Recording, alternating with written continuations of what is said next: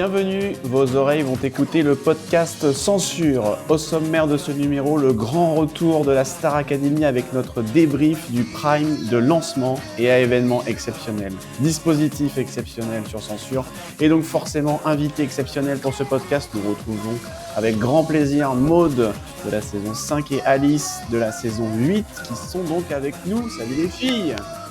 Bonjour.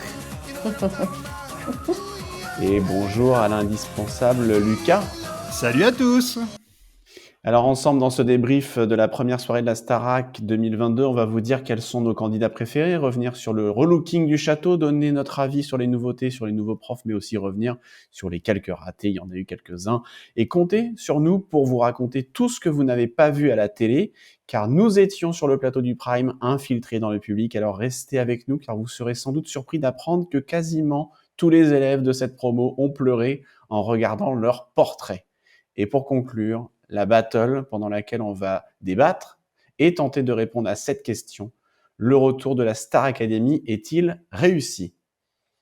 Et c'est parti pour notre premier tour de table sur les candidats que je vous rappelle brièvement. Il y a Enola qui est passé par le cours Florent, comédie musicale. Il y a Chris d'Aix-en-Provence, Julien le sosie d'Anthony Colette, Hassen, spécialiste du chant lyrique, Anisha de Madagascar qui a repris un tube de Serge Lama, Amis, la fan de comédie musicale, Carla qui vient d'Antibes, Senzo qui est né à Tahiti, Léa l'opticienne de profession, Louis le sosie de Patrick Juvet ou de Paul Mirabel, c'est selon, Paola la créatrice de Mélodie au piano, Stanislas qui a repris un titre de Dutronc, et enfin Tiana qui a été surprise par Nikos à table en train de manger ses spaghettis bolo.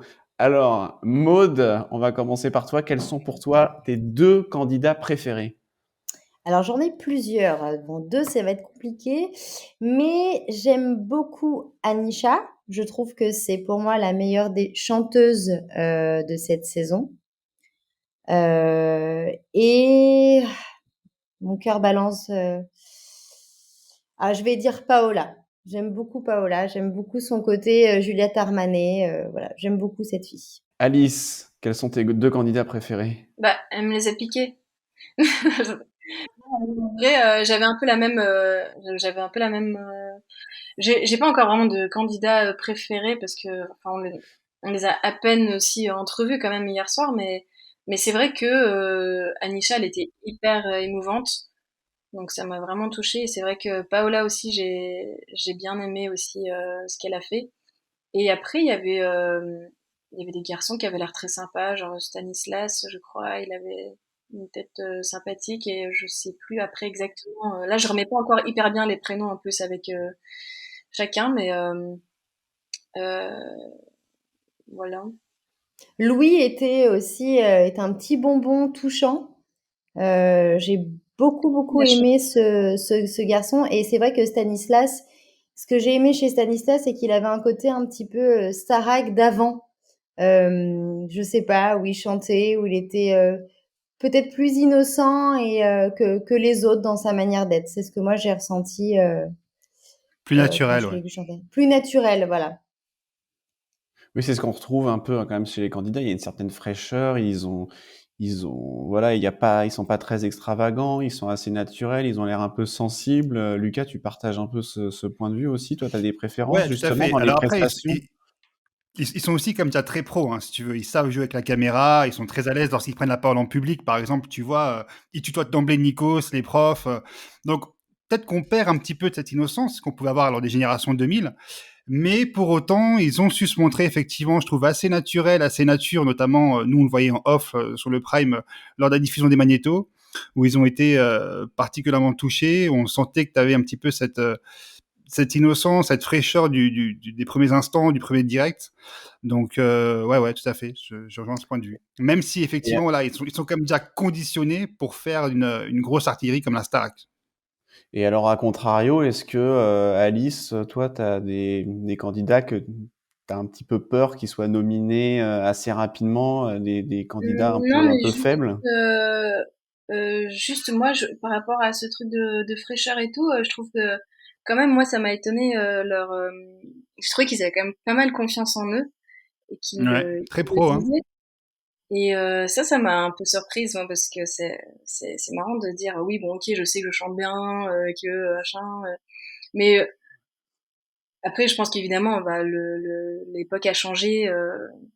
Il y a 15 ans même, il n'y avait pas les réseaux sociaux et compagnie, donc je pense que ça aussi, ça change un peu le comportement. C'est des jeunes de maintenant, donc c'est différent, mais je trouve qu'ils avaient déjà tous aussi un bon niveau, mais ça, je m'y attendais parce que comme c'est une version resserrée en 6-7 semaines, je crois, euh, comparé nous à l'époque où on faisait 3-4 mois, où on voyait, où on était plus élèves, je pense que qu'ils le sont aujourd'hui.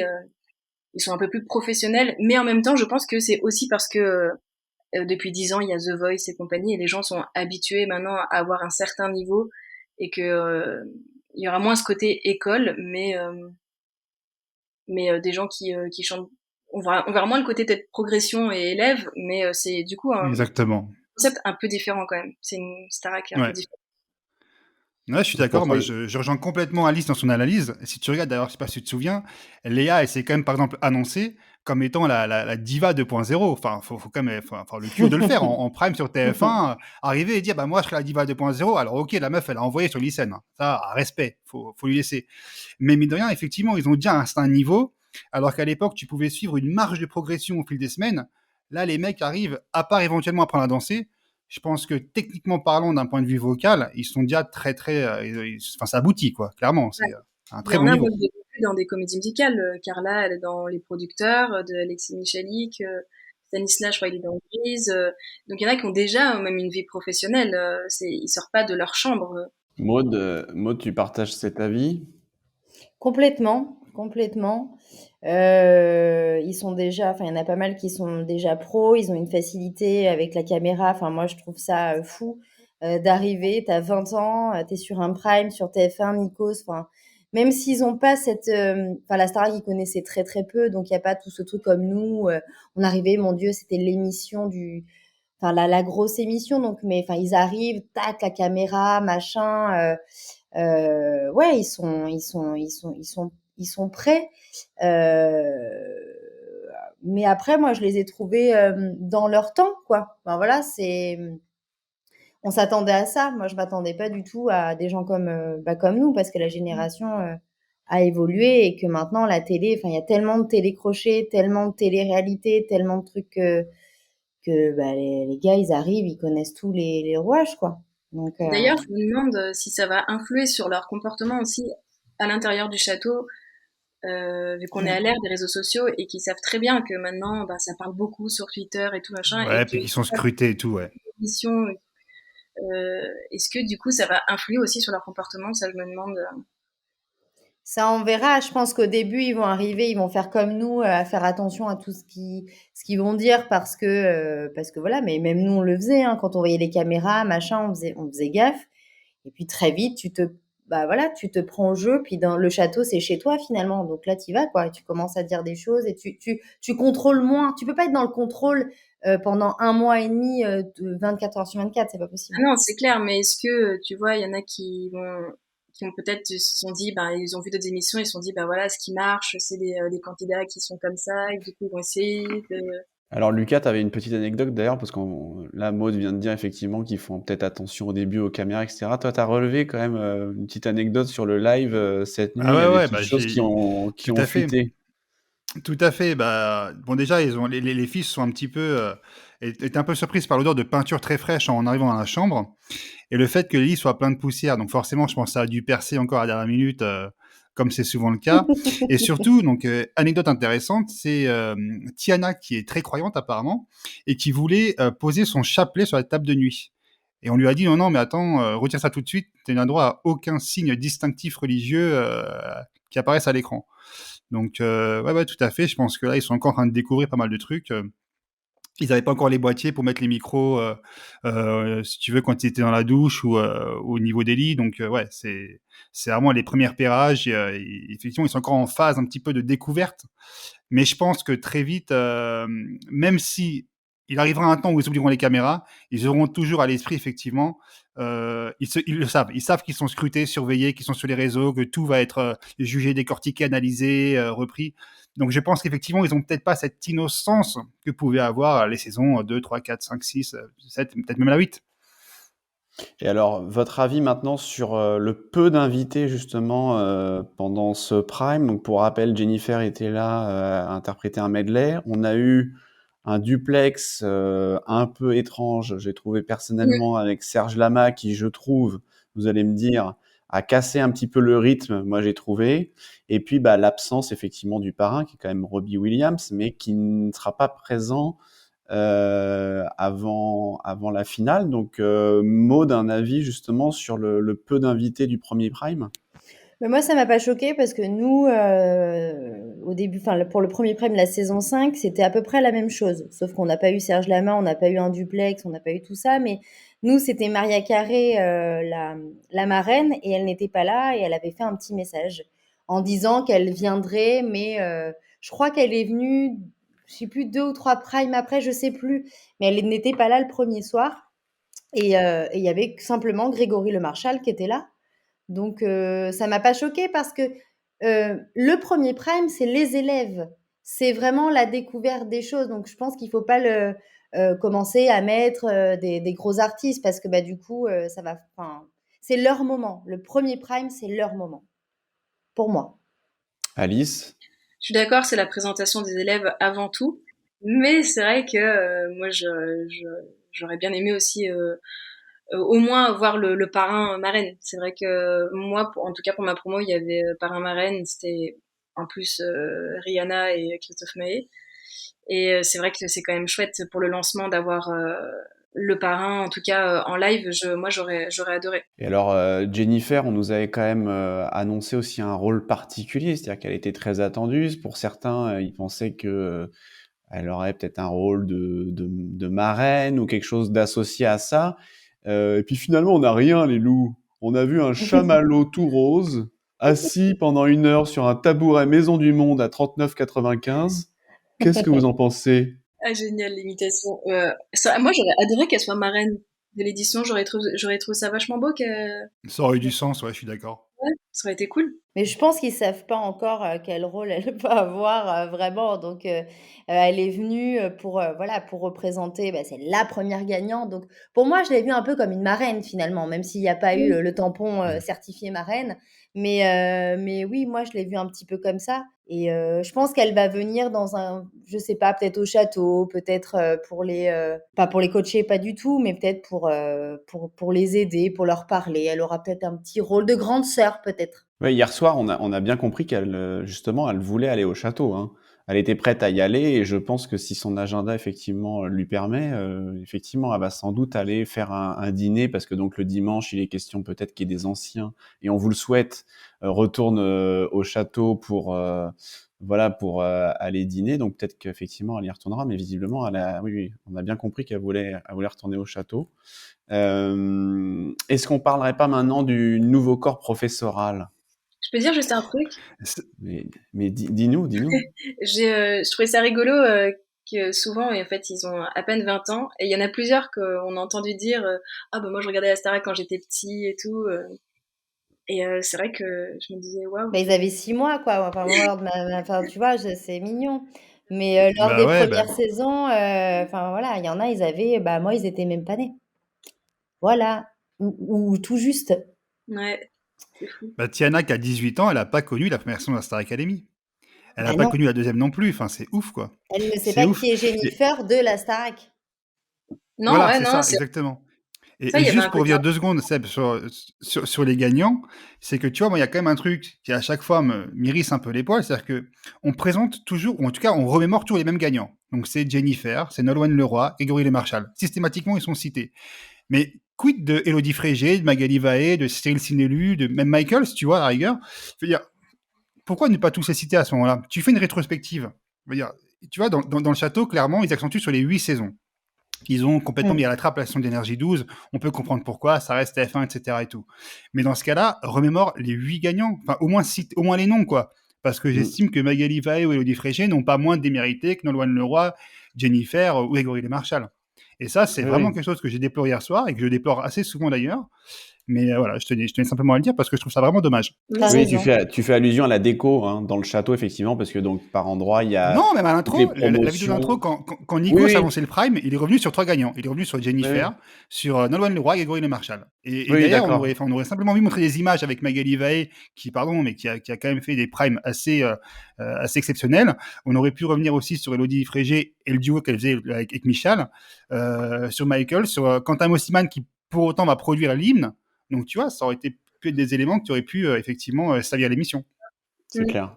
Ouais, je suis Oui, d'accord. c'est clair. Non, mais ce que je voulais dire, c'est qu'effectivement, à l'antenne, c'est pas trop assumé, mais par contre, dans la déco du château, on joue à fond la nostalgie avec toutes les saisons, les photos de toutes les saisons, les drapeaux avec Ouais, toutes ouais, les complètement. années, etc. Tout à Mais fait. effectivement, on rentre pas trop dans le détail et on sait pourtant qu'effectivement, TF1 va dédier un prime à Grégory Le Marchal.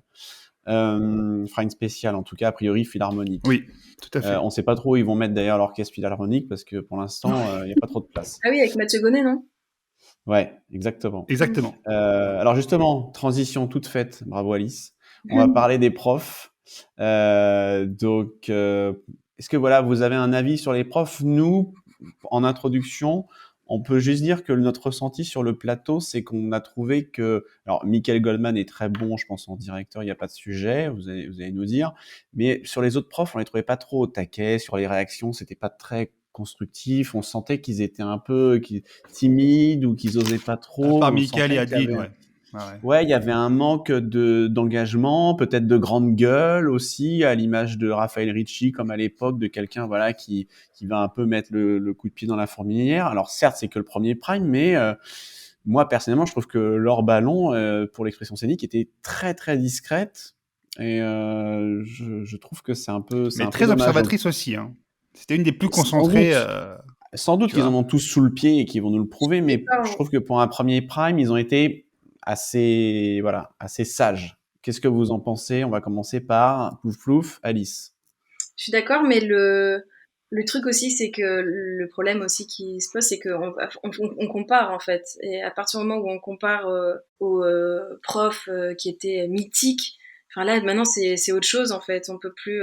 Je pense que, enfin pour moi, on part un peu sur c'est un tout nouveau truc et c'est vrai que si on compare, ben on sera forcément un peu déçu parce que on aimait les gens qui faisaient ce programme, le Kamel Wally, l'Armand Altaï, enfin c'était des figures quoi. Mais c'est maintenant c'est des nouvelles personnes. Je pense qu'il faut partir sur un truc sans comparaison et voir.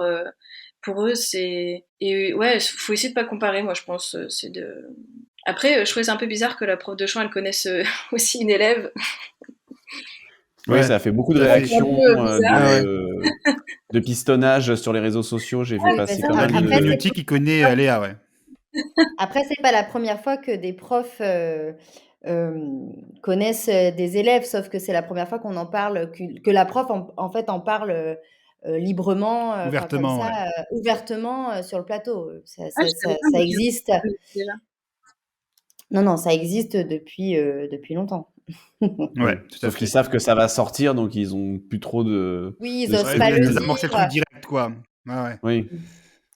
Et moi, je suis d'accord sur ce que tu disais aussi, effectivement, Alice, sur le fait que forcément on compare, etc. Mais on a quand même très bien compris que Yanis Marshall est un peu le descendant naturel de Kamel Wally, parce qu'il a Mm. travaillé avec lui, il l'a dit, et je pense qu'il va être largement au niveau. Il va très vite se démarquer pour les cours, effectivement, mais effectivement pour les autres. On peut pas effectivement les comparer, mais j'ai trouvé que, ouais, je sais pas, Lucas, qu'est-ce que t'en penses, toi? Est-ce qu'ils étaient pas un peu trop lisses? Est-ce que les profs vont être aussi Oui, emblématiques et c'est comme si on vont, attendait une certaine descendance de, comme tu disais, bah lui, il descend de Kamel, ça va. Et les autres, ouais, comme si on Mais attendait ouais, aussi. ouais, ouais, c'est vrai, c'est vrai. Mais parce qu'on attend un peu aussi à retrouver l'ADN du programme tel qu'on l'a connu. Je pense que c'est un peu ça le problème. Alors qu'effectivement, on devrait peut-être s'en détacher et se dire, bon, bah, c'est une autre saison, c'est une autre génération. Enfin, les codes ont changé. Donc, ouais, je suis d'accord avec toi, Alice. Maintenant, effectivement, le corps professoral m'a paru peut-être un peu mou hier soir, à part Michael Goldman qui était plutôt à l'aise, hein. Et Adeline Tognuti aussi voilà, qui avait pas de soucis pour argumenter et autres. Sinon, le reste, c'est vrai que quand Nikos passait la parole, notamment, je pense à Pierre, ils savaient pas trop quoi dire, ils savaient pas trop quoi répondre. C'est le premier prime, ils connaissent pas les élèves. Mais j'ai cependant noté que pendant le prime, Pierre était celui qui prenait le plus de notes et que justement leur ballon était très très concentré pendant les prestations. Pierre, c'est le prof de théâtre. Ah oui. Ah, il avait l'air C'est sympa. c'est l'enfant d'Éric Antoine et de Coluche, si tu veux. Exactement. On est très fort pour les sosies, hein, nous, il n'y a pas de Mhm. souci. Ah ouais. Hein. Adeline, Surtout c'est vocaux. un crossover entre, on avait dit Audrey Audrey Fleurot. Fleurot et Mylène Farmer, ou je sais plus, ouais. La Rousseau. Bon, ou la Rousseau, oui, pas mal Ouais, la aussi. Rousseau, bien. Ouais. Ouais. Pas mal, on prend. Alors justement, on Donc parle voilà, c'est une première, mais ouais.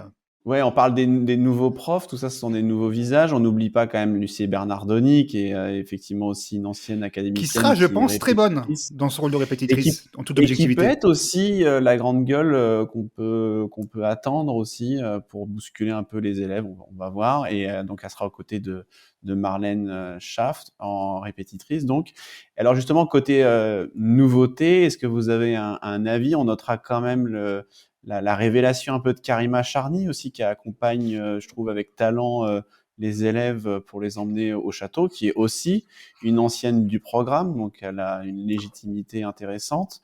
Nikos qui reste le patron, même s'il a pris 20 ans comme tout le monde. Mais qu'est-ce que vous en pensez des petites nouveautés justement du programme? Comment ça a été relifté tout ça, Maude? Moi, je trouve ça très bien. Je trouve ça très bien le côté Karima dans le bus.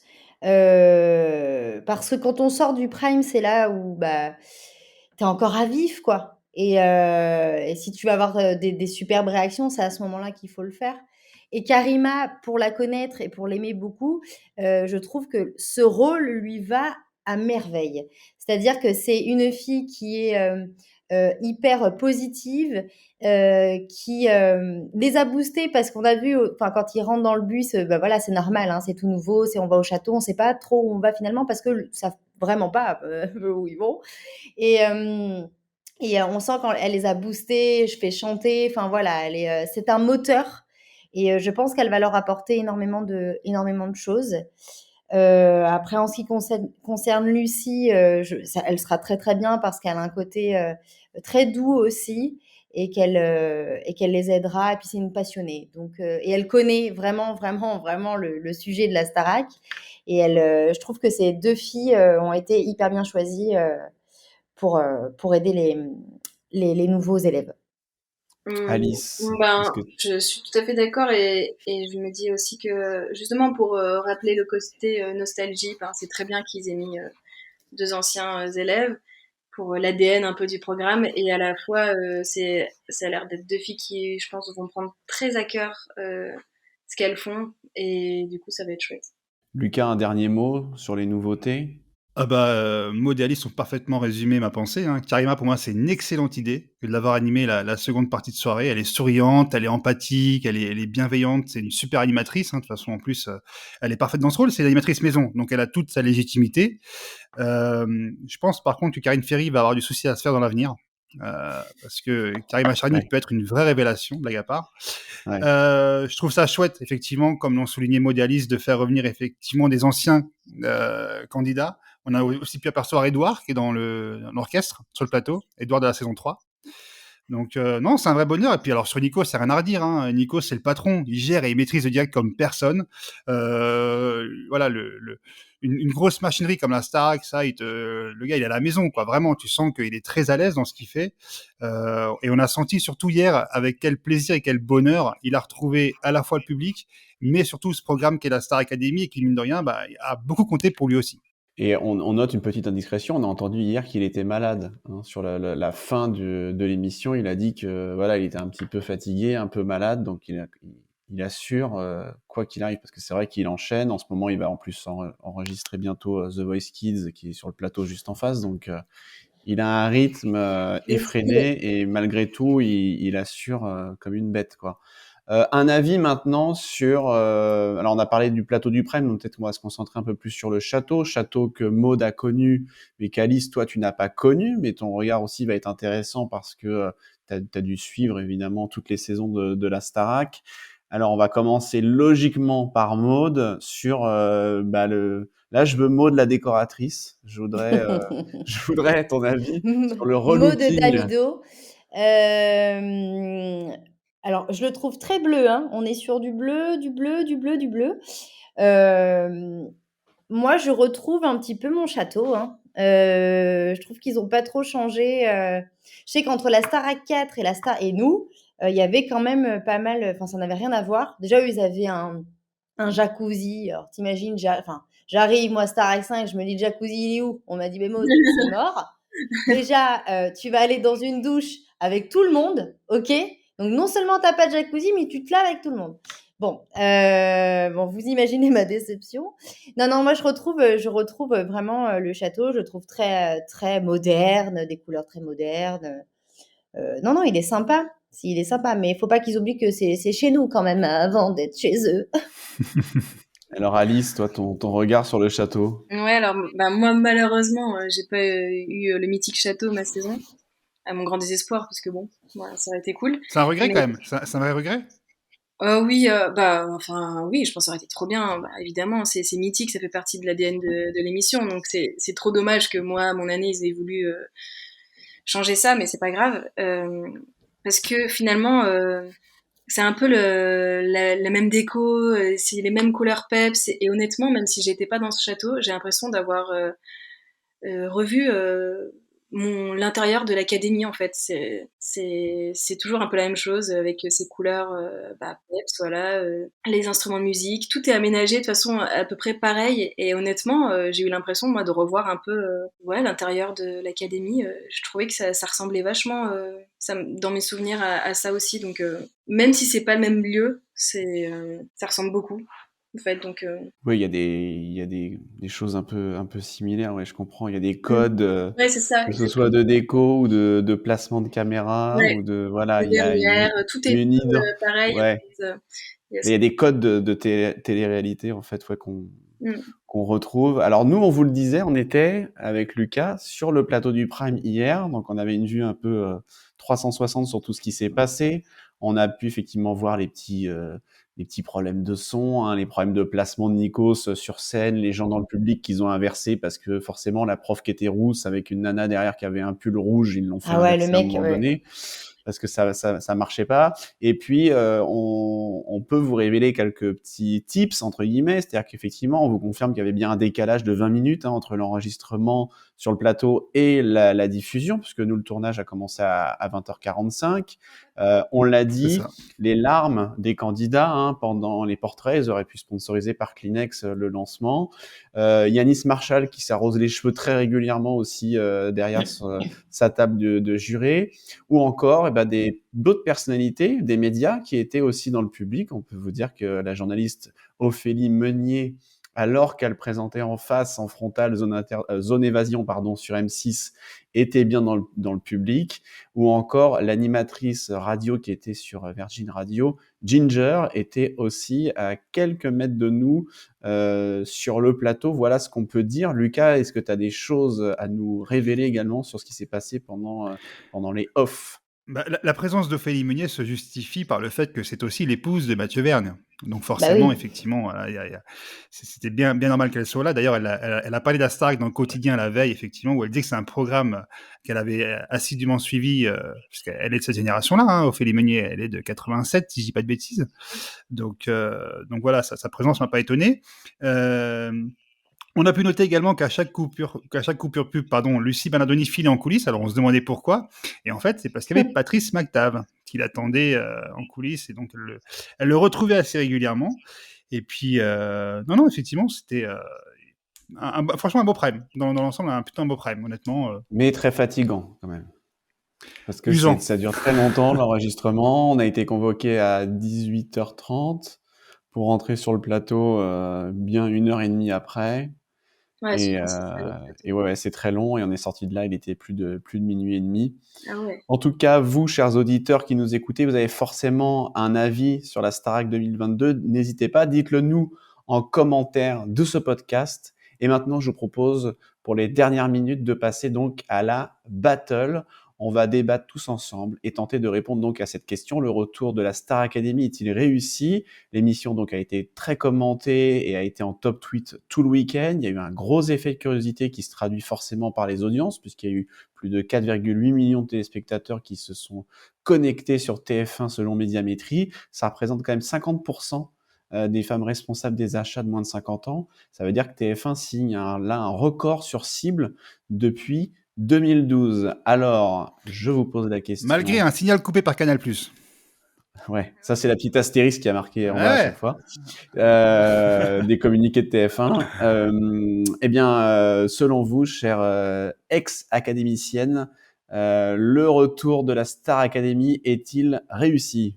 Alors moi, je trouve que le lancement est réussi. Après, c'est un lancement, donc il y a un effet curiosité, forcément. Et je pense qu'on verra si l'émission marche avec le temps. De toute façon, on verra si c'est vraiment un pari réussi avec le temps, mais pour l'instant, je trouve que le lancement est réussi. Très bien. Maud, est-ce que tu partages cet avis? Complètement. C'est un beau lancement. Je trouve que les élèves sont très bien. Il y a des différentes personnalités et qui, je pense, vont se révéler encore plus dans les semaines à venir, les jours à venir. Je trouve que c'est très bien et que moi, je suis très contente de ce retour de cette émission, vraiment. Et je suis très contente aussi de voir ces jeunes s'embarquer dans cette magnifique aventure. Et ils vont vivre, et de pouvoir vivre ce que nous, on a vécu. Et j'étais très émue hier soir en les voyant, vraiment. Et alors, moi, j'ai une question du coup un peu perso, entre guillemets, mais est-ce que vous allez vraiment suivre assidûment cette saison ou vous allez juste suivre de loin? Moi, je pense suivre de loin. Je vais pas, je pense pas, à moins que mon fils vraiment se prenne d'amour pour cette émission. Mais je me vois pas moi tous les soirs aller regarder la quotidienne. Je pense que je prendrai vraiment le temps de regarder les primes, enfin si je peux. Mais non, je vais pas aller prendre le 22-24. Enfin, je sais pas pour les suivre toute la journée. À un moment donné, non. Mais j'ai vraiment hâte de voir l'évolution, de voir qui va vraiment sortir du lot, même si là, on les a vus, mais on sait très bien que ça change. Souvent, les premiers primes, d'un coup, tu as un coup de cœur, mais bon, après, l'autre, il va se révéler. J'ai hâte d'être au milieu du truc et de voir un peu ce qui va se passer. Donc, je vais regarder, pas tous les soirs, mais je vais regarder. Moi, j'ai hâte de voir un peu les premières quotidiennes quand même, voir à quoi ça va ressembler. Et puis après, bah, effectivement, en fonction de si on s'attache aux gens, au programme, je vais voir si je suis tout ça assidûment. Mais franchement, j'ai déjà hâte de voir les premières quotidiennes. Et justement, la quotidienne, ça va être l'occasion de découvrir le générique avec les Ouais. candidats. Qu'est-ce que va nous réserver aussi la production? On sait que c'est un élément d'habillage qui est très attendu aussi par le public. Toi, Lucas, est-ce que tu es de cet avis-là? Pour toi aussi, c'est réussi comme retour? Ah bah le lancement, oui, clairement, il est réussi. Enfin, réussir à faire près de 5 millions de téléspectateurs actuellement sur TF1, quand on sait tout le panel de programmes qu'il y a à disposition, oui, franchement, c'est une prouesse. Il y a rien à dire. Il y a rien à dire. Maintenant, attention à la décroissance. C'est-à-dire que moi, j'ai très peur, effectivement, que dans les semaines à venir, on passe à 3 millions, puis à 2. Donc là, effectivement, c'est une saison très raccourcie à cause de la Coupe du Monde. Il y a que 6 primes, alors qu'à l'époque, il y en avait 17. Enfin, voilà, c'est autre temps. Donc, voilà. Ça, je leur souhaite de réussir concrètement parce que évidemment, ça reste un super programme qui est fédérateur, qui est familial, qui est feel good. Donc, mais en tout cas, pour le Prime Dire, oui, clairement, on peut parler de réussite. Là-dessus, il y a pas de doute. Voilà, c'était l'avis de Lucas, qui lui n'est pas ancien académicien, mais qui est quand même un ancien candidat de Vie ma vie et du Maillon faible. Voilà. Je vous invite à aller écouter le podcast qu'on a fait il n'y a pas si longtemps que ça sur podcast.censure.fr. J'en profite, petite auto-promo, mais vous découvrirez toutes les coulisses de ces émissions-là, des années 2000 également, voilà, pour raccrocher les wagons. Vous qui nous écoutez, vous avez forcément aussi un avis, comme je le disais tout à l'heure. Est-ce que vous avez été heureux de revoir la Star Academy? Est-ce que vous allez suivre cette saison? Dites-le nous en commentaire de ce podcast et n'hésitez pas à le partager, surtout si vous avez aimé cet épisode. Merci les filles d'avoir participé. Et merci à vous les garçons de nous avoir invités. Avec grand plaisir et à bientôt Avec peut-être pour un plaisir. barbecue. Ah oui! Barbecue. Ah non, mais là, il fait pas très beau. Non, le Oui, barbecue. ou une Une raclette. raclette, Là, ça va être très bien. raclette, Ouais. là. Mais en tout cas, on reste connecté, il n'y a pas de souci. Et vous aussi, restez connectés avec le podcast Censure. Partagez-le donc autour de vous, n'hésitez pas. Et on se quitte avec un extrait du dernier titre d'Alice qui s'intitule Hier et maintenant. À bientôt pour un nouveau numéro. Une merveille. À celle d'hier et maintenant. Et maintenant. Rue Charlot, on est sur le tempo, la vie de château. Tout est beau sous les projos. En 3 mois, j'ai pas beaucoup dormi, mais j'ai tant appris. J'ai grandi dans vos écrans à l'abri. Au vent qui emporte le temps et nos printemps. À celle d'hier et maintenant. Et maintenant. Et puis vient les adieux, la fin du jeu. Dans le vacarme